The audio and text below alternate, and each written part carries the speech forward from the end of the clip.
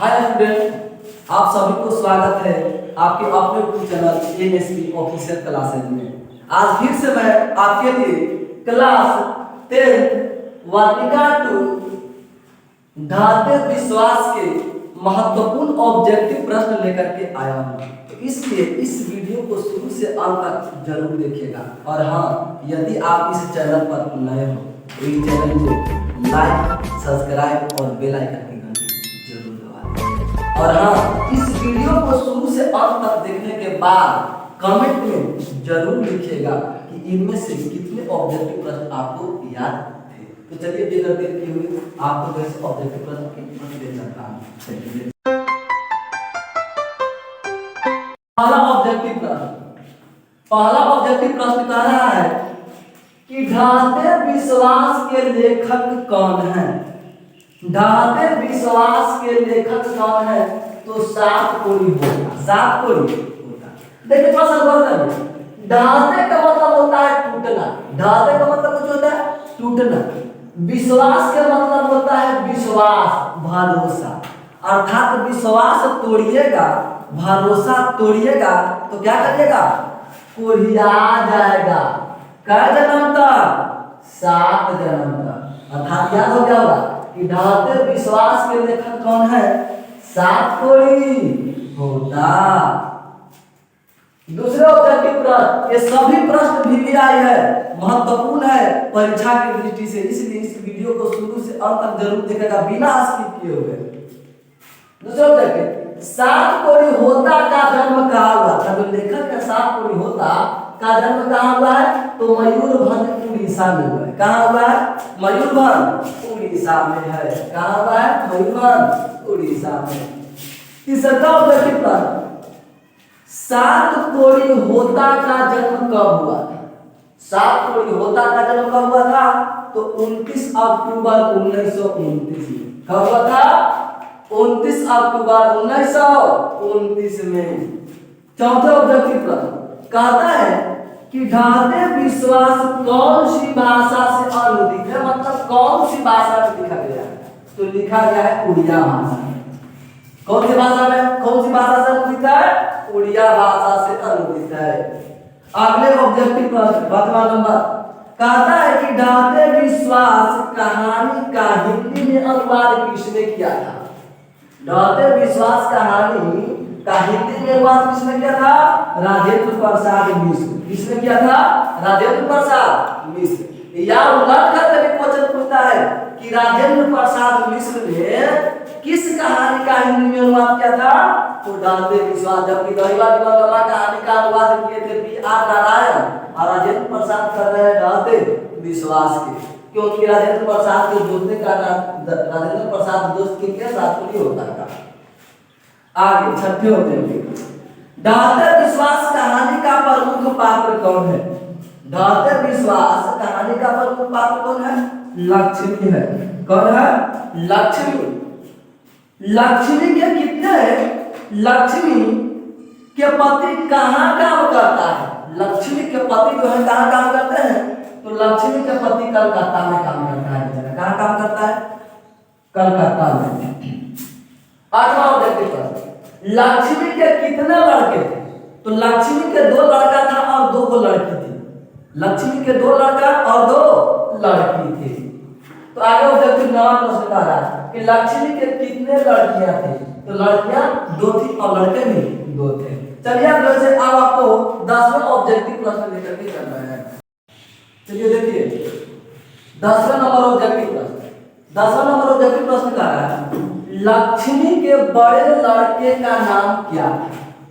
लक्ष्मी के बड़े लड़का का नाम क्या था? अच्युत था। क्या नाम था? अच्युत। लक्ष्मी के बड़े लड़का का नाम क्या था? अच्युत था। आगे ऑब्जेक्टिव प्रश्न, लक्ष्मी के बगल वाला पढ़ाकू लड़का का नाम क्या था?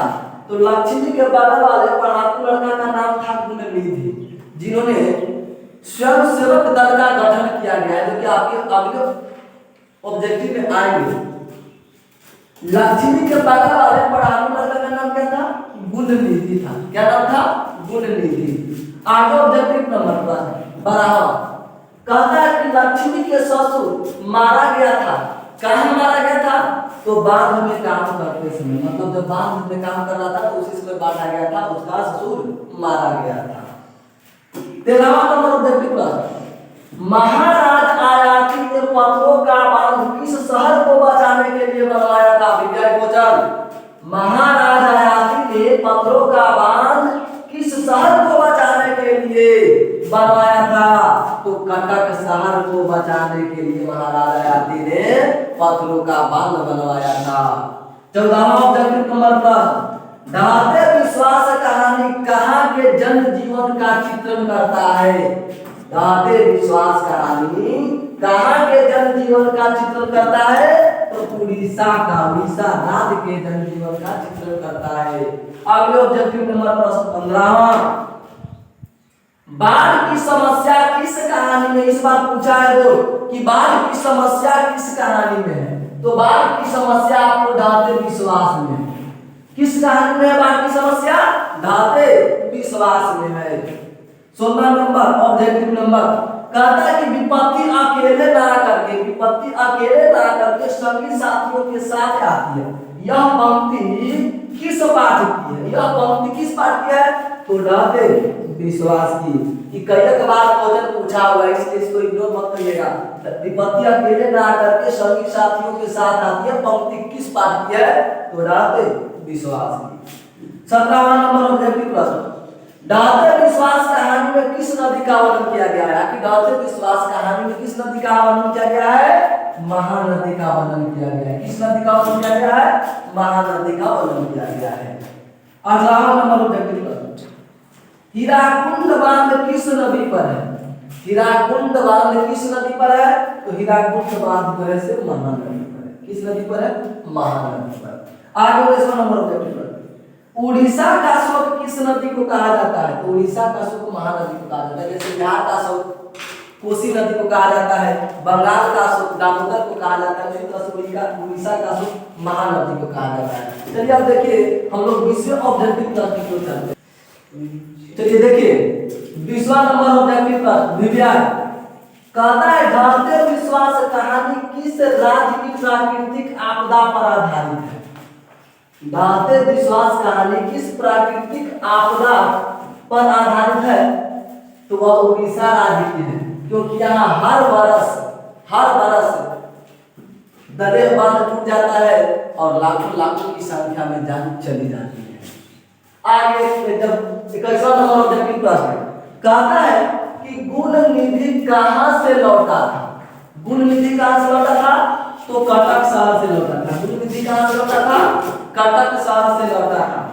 आगे 22वां नंबर ऑब्जेक्टिव प्रश्न, बाढ़ की पानी को रोकने के लिए गांव के लोग किस बांध को मजबूत कर रहे थे?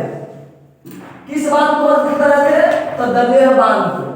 बोर्ड पूछेगा कि बताइए बाढ़ की पानी को रोकने के लिए गांव के लोग किस बांध को मजबूत कर रहे थे?